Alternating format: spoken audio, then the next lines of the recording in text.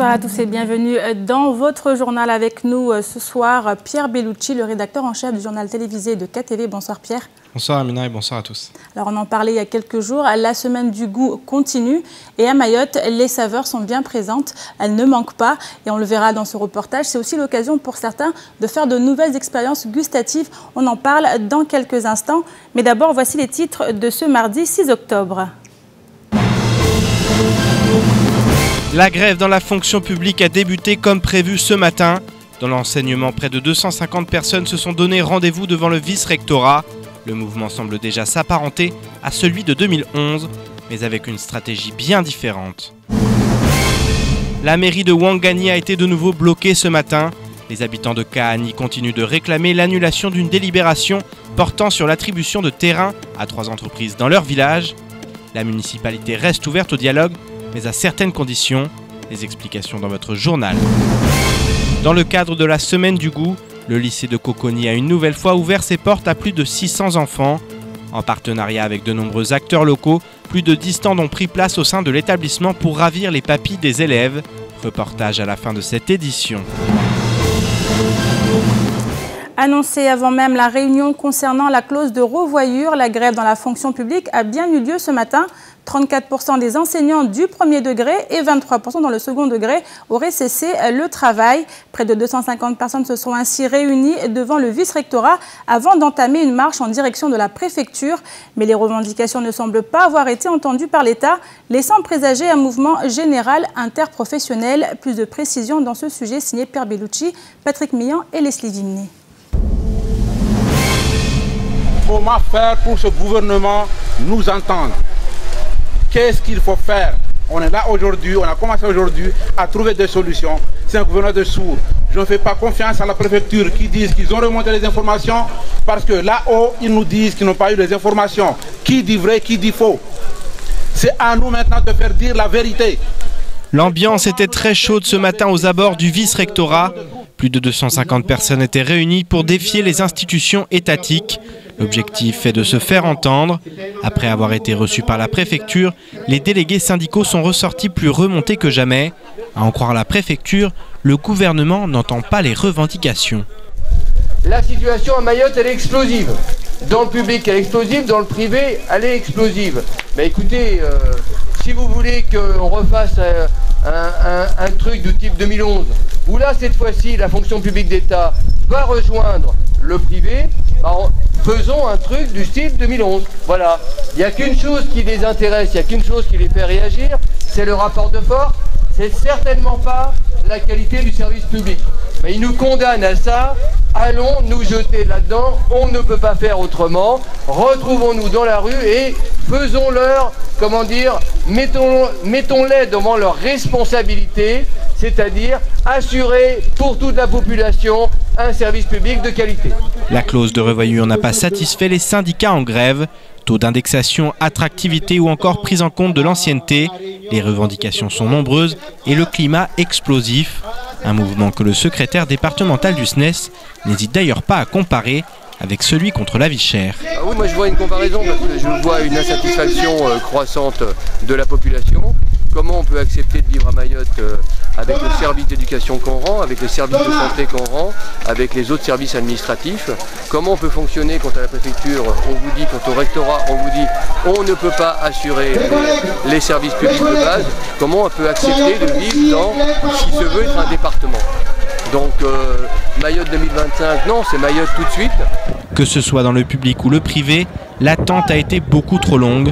La menace d'une grève interprofessionnelle plane donc plus que jamais, à seulement quelques jours de la commission consultative du travail extraordinaire. Ah oui, on va consulter nos adhérents, mais on leur a déjà proposé, bien sûr que oui, parce qu'ils ont les mêmes problématiques que nous. On fout au pied toutes les règles du dialogue social à Mayotte, et donc bien sûr, on leur a proposé, on a tout intérêt chacun à avoir un mouvement unitaire et à remettre à plat énormément de choses pour Mayotte. Qu'on se mette autour d'une table avec l'État en face, les différents partenaires sociaux et qu'on remette à plat la situation pour remettre enfin Mayotte sur des rails positifs. Aujourd'hui, on est dans une spirale négative. Si la comparaison avec 2011 semble au goût du jour, la stratégie semble avoir radicalement changé. Les grévistes disent ne pas vouloir prendre la population en otage, mais défier l'État en bloquant les institutions. Un mouvement de grève auquel aura participé au moins 300 personnes et qui sera reconduit demain. Chaque secteur d'activité devrait rester sur son territoire. Les gardiens de prison au centre pénitentiaire, les enseignants au vice-rectorat et ainsi de suite. Et avec nous, le sénateur Thani Mohamed Soili nous a rejoint justement ce mouvement de grève qui fait peur à beaucoup de Mahorais. Sauf que là, aujourd'hui, on a vu qu'un changement de stratégie s'est opéré comparé à 2011. C'est une façon aussi de montrer qu'on a envie que les choses avancent. Écoutez, moi, je ne peux que constater ce changement de stratégie qui appartient aux grévistes qui l'ont ainsi adopté. Je retiens les derniers propos de M. Vuillez qui appelle, avec toutes les autres paroles qu'il a prononcées, qui appellent à s'asseoir autour d'une table et discuter. Et vraiment, quelles que soient les revendications de part et d'autre, quelles que soient les positions de part et d'autre, moi je ne peux que prolonger cet appel, cette demande, cet impératif de s'asseoir autour d'une table et de discuter. Maintenant, sur le changement de stratégie, je le vois comme vous, je n'ai pas de commentaire particulier à faire là-dessus. Alors, s'asseoir autour d'une table, on a vu plusieurs réunions se sont tenues, on a vu la clause de revoyure, beaucoup de syndicats n'en sont pas satisfaits. Jusqu'où allons-nous négocier, jusqu'où les syndicats et jusqu'où les parlementaires ou alors les autorités qui sont sollicités sont prêtes à aller? Jusqu'à trouver une solution acceptable par tous. En tout cas, moi, je n'en vois pas d'autres. Effectivement, s'asseoir autour d'une table et prolonger les discussions jusqu'à trouver des solutions. Et ce matin se tenait une séance plénière dans l'hémicycle Younoussa Bamana. À l'ordre du jour, plusieurs amendements devaient être votés dans les domaines des transports, de la culture, de l'aménagement ou encore de la jeunesse et des sports. Si tous ont été votés à l'unanimité, la question de la décision modificative numéro 1 du budget primitif 2015 a beaucoup fait débat. En effet, le conseil départemental fait état d'un déficit global de 45,6 millions d'euros en fonctionnement et de 2,4 millions en investissement. Des chiffres très inquiétant lorsque l'on connaît les défis qui attendent le département pour les 6 prochaines années. Les explications dans ce sujet signées Pierre Bellucci et Leslie Vimni. Alors que le déficit du Conseil général s'élevait à 92 millions d'euros en 2011, la barre avait été redressée pour un retour à l'équilibre en décembre 2013. Depuis, les élections ont eu lieu et le Conseil économique et social s'est penché sur la décision modificative du Conseil départemental. Et le moins que l'on puisse dire, c'est que la situation est très préoccupante. Nous sommes catastrophés de voir que le Conseil général plonge de nouveau dans un déficit après 10 ans de redressement. Concrètement, nous savons que cela va entraîner des difficultés réelles pour les 6 prochaines années en termes de perspectives d'avenir pour les entreprises de Mayotte, pour l'emploi, donc pour les associations, pour les communes, puisque le Conseil général reste néanmoins locomotive dans le cadre du développement de Mayotte. Nous savons également que des projets d'investissement importants comme le Fonds européen, le projet de plan, de contrat de plan est remis en question. C'est plus de 700 millions d'euros qui sont attendus ces 6 prochaines années. Nous savons également que les banques hésiteront en tout cas à accompagner le département. Je pense notamment à la cité administrative qui a été programmée. Je pense à la liaison directe entre la Petite Terre et la Grande Terre, à la route de contournement. Donc ce sont réellement des enjeux importants qui viennent d'être décidés aujourd'hui. Le retour au déficit est donc enregistré avec 48 millions d'euros. Ce qui apparaît comme catastrophique pour Mayotte à l'heure des grands enjeux européens. Les changements dans le financement de la collectivité sont-ils en cause? Le budget primitif 2015 était-il sincère? Pour le président du groupe centriste, le premier fautif reste clairement l'État. Le respect de l'équilibre budgétaire qui devait être au bénéfice de la collectivité départementale n'a pas été respecté, puisque c'est 20 millions d'euros qui manquent en termes de recettes en 2014 et pareil en 2015. Donc cela fait déjà 40 millions d'euros financiers en manque pour le conseil départemental.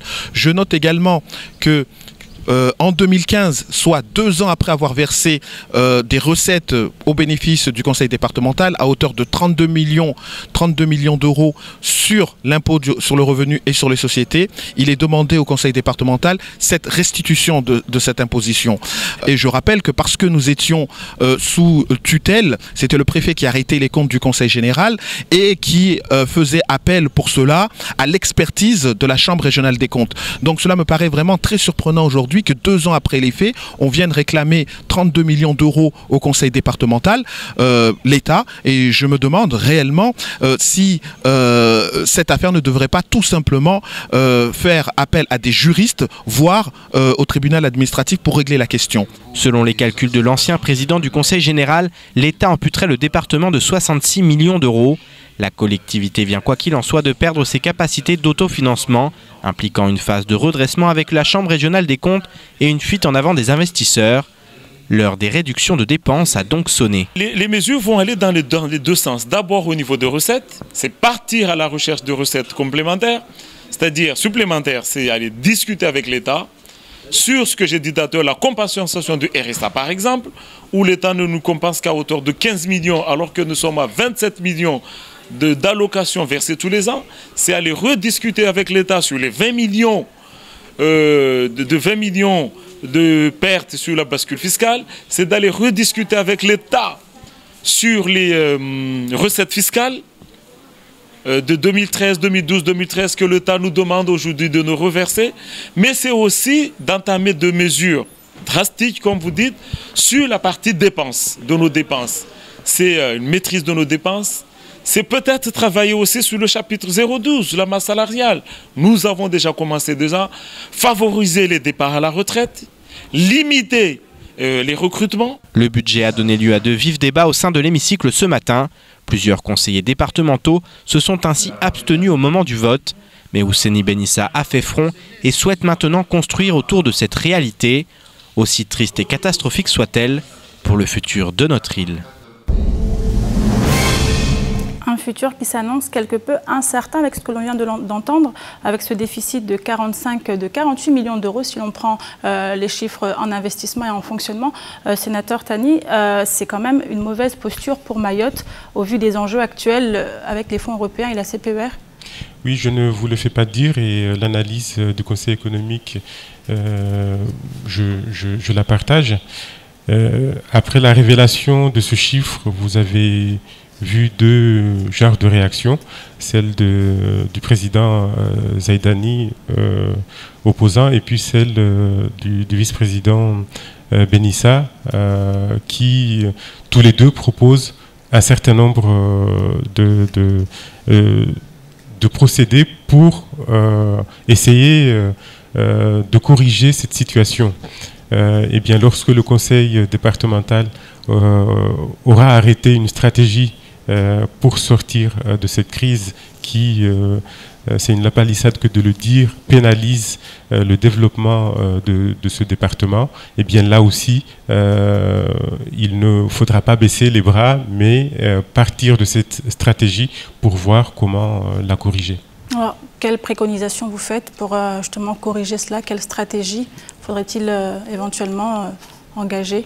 Je ne suis pas dans les affaires du conseil départemental, je ne suis pas en charge de les gérer, mais il me semble que les préconisations de M. Benissa peuvent être intéressantes à étudier, à mettre en place. Moi, je suis toujours pour le dialogue, même si à un moment, lorsque effectivement on ne peut plus avancer, on ne peut plus dialoguer. La voie judiciaire est une voie naturelle, mais dans un premier temps, effectivement, je ne vois pas pourquoi il ne faudrait pas s'asseoir autour d'une table et discuter avec les services de l'État.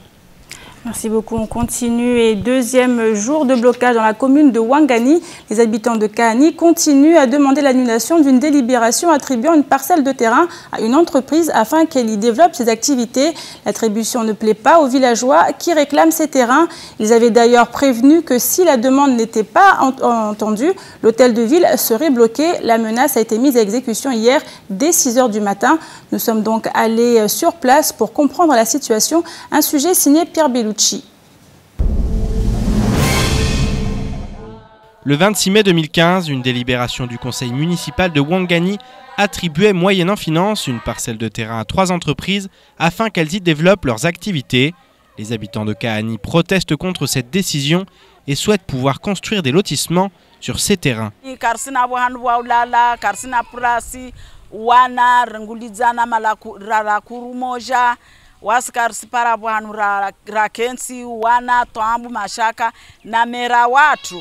Karaka hensi ambara kojo mvoti ajar fanyen tongorden manarangu janar midza ogerevu mana ntini mera watu karsimona ajar para arambia wakazi be mera watu arenge pulasi na dahalani wabayo mtu washi barakani. Le maire de la commune Ali Ahmed Kombo entend les revendications des habitants de Kahani. Il se dit prêt à annuler cette délibération, mais à certaines conditions. Il y avait une négociation qui a été menée hier avec les administrés de la population de Kahani, les représentants, et on a trouvé un accord qui est ici, que je l'ai ici, qui disait que je m'engage, moi le maire, à annuler la délibération. Je m'engage aussi à, normalement, à discuter avec eux sur l'extension du village de Kahani, mais bien entendu, eux aussi, qu'il faut qu'ils s'engagent d'un côté. En fait, quand on a trouvé un compromis en disant qu'il faut limiter quand même une zone pour l'extension du village, et la moitié de la zone qui reste, il faut que ça soit réservé à une zone d'activité pour la commune. Et eux, moi, que je proposais à ma municipalité, bien entendu, d'annuler ce fameux délibération, mais en contrepartie, que eux aussi, ils s'engagent aussi à ne pas nous déranger au futur quand on va donner un projet à une autre commune, ou pas commune, mais une entreprise de s'installer. Les habitants refusent de s'engager à cela et s'insurgent contre toute idée d'une zone d'activité économique dans leur village. Ils souhaitent que tous les terrains soient mis à leur disposition et s'apprêtent donc à continuer leur mouvement. Suite à la réunion d'hier, la population de Kahani remercie le premier adjoint de ces belles paroles de sagesse et d'intelligence qui appellent bien sûr à l'unité entre les villages. Et aussi nous interrogeons sur le véritable maire de la commune de Ouangani. Et malgré de nombreuses négociations, la population de Kahani reste ferme et continue la grève. Face à cette situation, les conseillers municipaux se sont réunis dimanche. Ils ont décidé à l'unanimité de rester fermes et de ne pas céder à la pression populaire. De leur côté, les habitants de Kahani semblent eux aussi déterminés et le conflit risque fort à ce rythme de s'enliser. Et les problèmes liés au foncier s'amassent sur le territoire. Bouyouni, Kahani ou encore Mamoudzou, tous les villages et communes y sont confrontés. Une situation qui ne date pas d'hier, mais qui vire de plus en plus souvent au conflit, qu'ils soient familiaux ou communautaires. Abdourahmane Subra, membre du collectif des propriétaires coutumiers, alerte les autorités depuis plusieurs années quant aux conséquences des problèmes liés au foncier. On l'écoute faire part une nouvelle fois de ses inquiétudes ce matin lors de la matinale de Kosi. Mais ça va s'accentuer parce que hier c'était quelqu'un qui a été menacé, bon pour d'autres causes peut-être. Ouais. C'est quand même lié au foncier. Hein. Bon peut-être, je préfère m'aventurer là-dessus, mais je vous le dis, il y a 2 ans ça a été le cas, il y a eu un coup de couteau pour une histoire de foncier. Donc on n'en a pas beaucoup parlé, mais c'est arrivé. Et vous allez en voir beaucoup de situations comme ça. Les conflits dans les familles, on est en train de faire exploser la cohésion sociale, la cohésion familiale à Mayotte, par le foncier, parce que manque de régularisation, parce qu'il n'y a pas de régularisation. On est en train de faire exploser cette cohésion. Donc, et en plus, les communautés entre elles vont aussi péter à cause de cette situation. Il y a noté que l'intégralité de ce temps de parole sera disponible à la fin de cette édition. Avec nous, le sénateur Thani Mohamed Soili qui reste sur ce plateau pour justement évoquer la question du foncier. On l'a vu, Abdourahmane Subra l'a évoqué, les problèmes sont de plus en plus nombreux. Pourtant, la situation avait été annoncée il y a quelques années déjà. Je suis spécialement venu pour parler de la problématique foncière. J'aimerais commencer par faire un constat, c'est que il a rarement été autant question de spécificité, alors que le vent jusqu'ici poussait vers la départementalisation et donc le droit commun. C'est juste un constat. Maintenant, le foncier fait partie justement de ces fameux domaines réservés, devant encore accepter des spécificités. Vous le savez, j'ai sollicité une étude de la délégation sénatoriale à l'outre-mer pour précisément se pencher sur ce foncier. Parce que, quel est le constat? Déjà, ce constat, l'état actuel du droit, eh bien, c'est une ordonnance de 2005 avec des décrets d'application qui ont eu lieu en 2009, en 2010 également. Et le moins qu'on puisse dire, c'est que la situation actuelle, le régime juridique actuel applicable au foncier n'est pas satisfaisant. Donc, en tant que parlementaire, la première chose à faire, parce que on ne peut pas modifier les lois tous les 4 matins, surtout une loi relative au foncier, parce que je le rappelle, la législation jusque-là datait de 1911. Donc il a fallu attendre 2005 avec entrée en vigueur en 2008 pour changer la législation sur le foncier, et aucun de mes collègues ne m'aurait suivi si je m'étais contenté comme ça d'emblée de suggérer à nouveau un changement quelques années plus tard. Donc qu'est-ce que j'ai fait?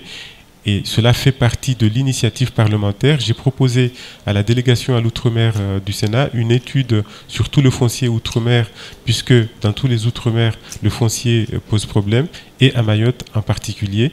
Et cette délégation, elle est sur l'île actuellement depuis hier. Nous allons travailler, entendre, auditionner des gens et aller sur des sites où nous pourrions nous servir d'exemple, comme nous sommes allés à Mbrune-Nyombeni hier. Et à l'issue de ce travail parlementaire qui finira jeudi, nous allons rendre un rapport pour faire des préconisations. Après avoir décortiqué la situation et le droit applicable aujourd'hui, nous allons faire des préconisations.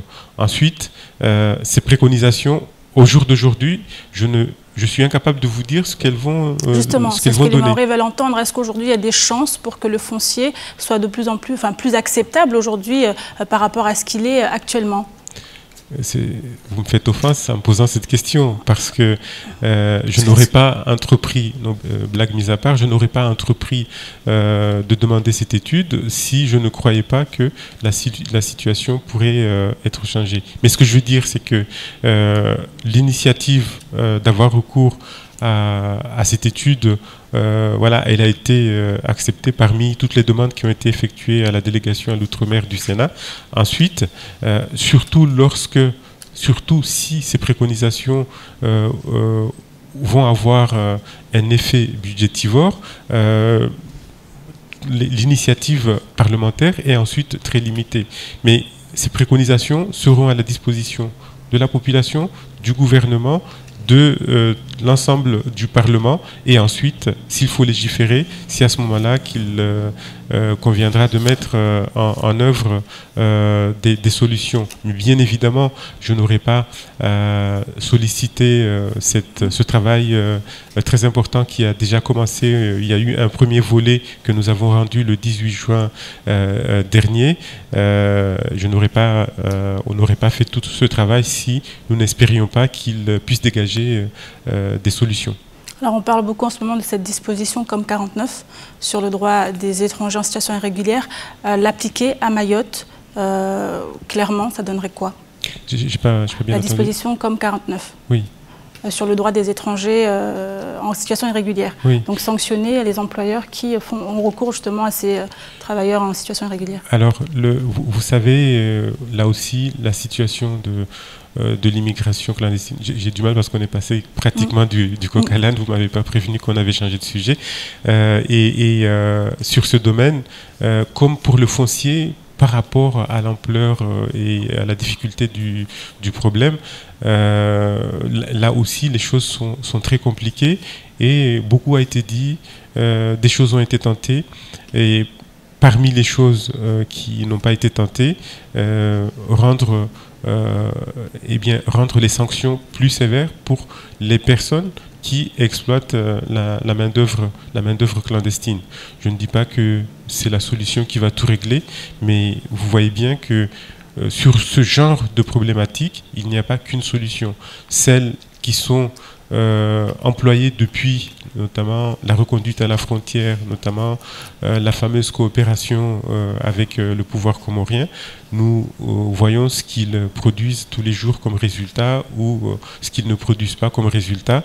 Maintenant, il faut accentuer, il faut essayer d'autres choses. Or, ce genre de législation qui apporte une pénalisation plus forte, une sanction plus forte, sont tentés ailleurs, dans d'autres territoires, et nous savons qu'ils produisent des résultats. Merci beaucoup, sénateur Thani Mohamed Swalihi. On continue avec l'élection de Bichara Bouhari Payet, élu à la tête du parc naturel marin. Les tensions au commissariat, c'est également dans l'actualité de ce mardi 6 octobre. Les précisions avec Pierre Bellucci. Suite au tremblement de terre de jeudi dernier, quelques dégâts matériels sont à déplorer. C'est notamment le cas à Dapani dans la commune de Bandrélé. En effet, un poteau électrique EDM semble sur le point de s'écrouler sur une habitation. Les administrés, et notamment le propriétaire de la maison, ont alerté l'électricité de Mayotte afin que le problème soit rapidement résolu. Pour éviter que le poteau ne tombe, un agent d'EDM s'est rendu sur place et l'a attaché à l'habitation. Pas du goût du propriétaire qui craint que sa maison ne soit pas en mesure de supporter le poids du poteau et des câbles. Il a donc alerté les médias avant qu'un accident ne se produise et pour que chacun prenne ses responsabilités. Le commissariat de police de Mamoudzou est en plein malaise depuis des semaines et les récentes déclarations de la directrice de cabinet de la préfecture, selon lesquelles 7 à 8 patrouilles seraient au quotidien en service sur le terrain, a sans doute contribué à jeter de l'huile sur le feu. Un courrier pourrait être adressé dans les prochains jours au préfet Seymour Morsi pour évoquer ces patrouilles fantômes. Il suffit que le préfet vienne à l'improviste et demande à voir sur le champ ces patrouilles et il se rendra compte que le compte n'y est pas. Il y en a 2 quand tout va bien et 3 c'est exceptionnel, déclare un policier dépité et sous couvert d'anonymat.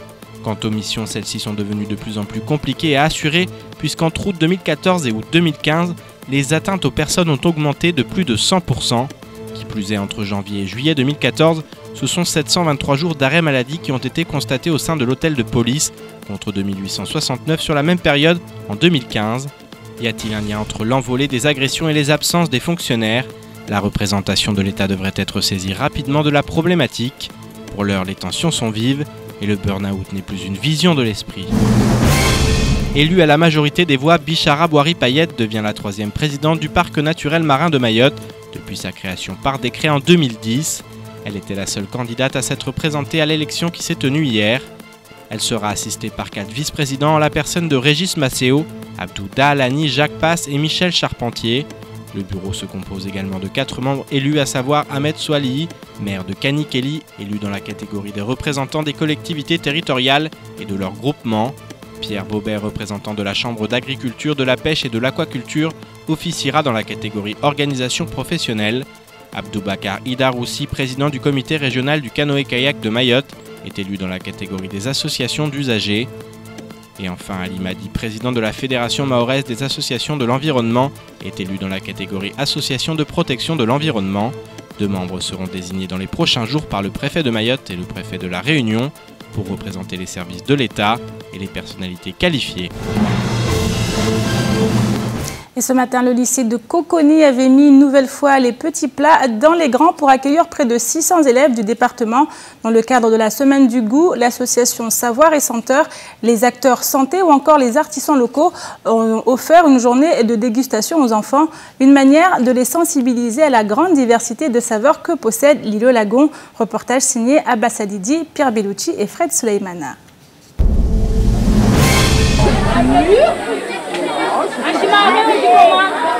Près de 600 enfants ont foulé le sol du lycée de Coconi une grande partie de la journée.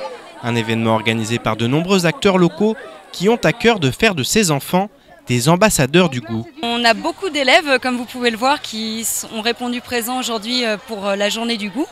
Donc tous les partenaires se mobilisent là pour accueillir les groupes avec des dégustations, des jeux, des séances de lecture, plein de petites choses voilà, pour les informer sur les différentes saveurs qui existent et sur la qualité des produits locaux qu'on trouve à Mayotte.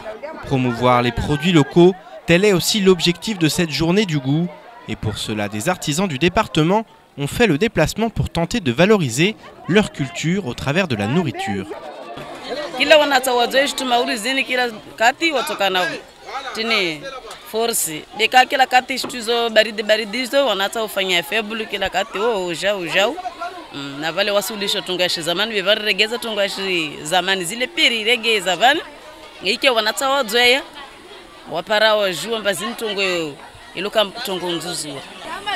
Yani ya uva nguvu walimizi uva nguvu tena ya wanata waje shitu ya shi maori alafu ifanjitadi tena nesu waja warengi hazi maori zini ipare ndrembeli.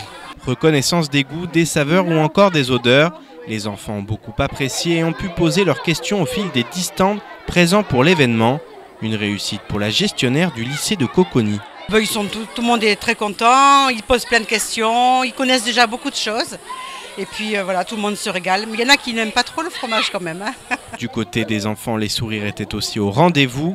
Si le fromage est loin de faire l'unanimité, pour le reste, les élèves ont semblé avoir beaucoup apprécié cette journée.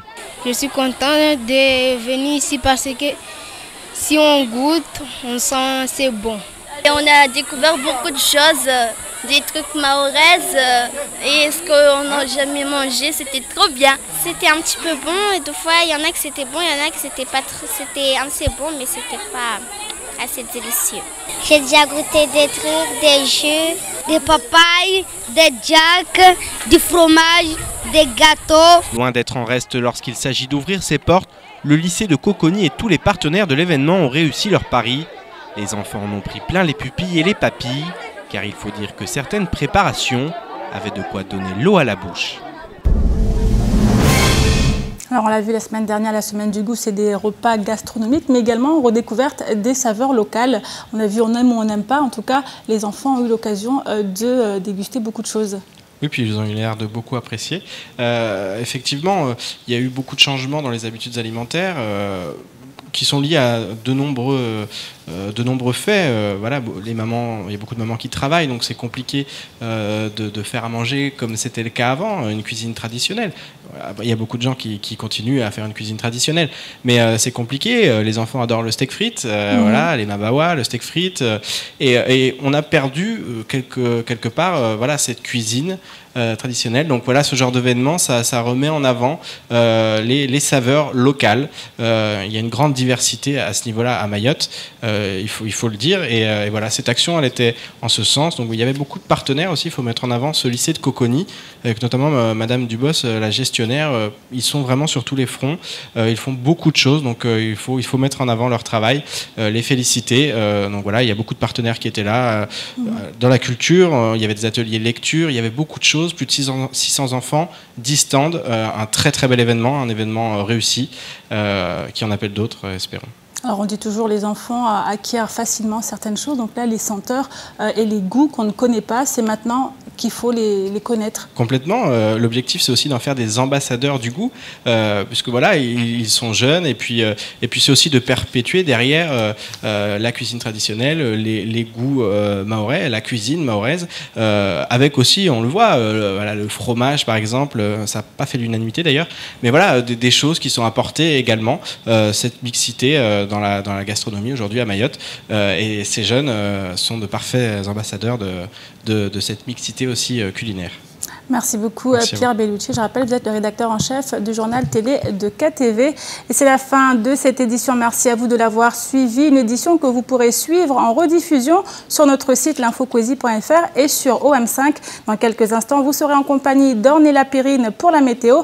Juste après, retrouvez l'invité du temps de parole, Abdourahmane Subra, membre du collectif des propriétaires coutumiers. Il était ce matin au micro de Patrick Meillan que vous retrouverez demain dans la matinale. Et prochain rendez-vous avec l'information également demain en radio dans la matinale avec le journal présenté par Pierre Bellucci. Excellente soirée à vous sur KTV.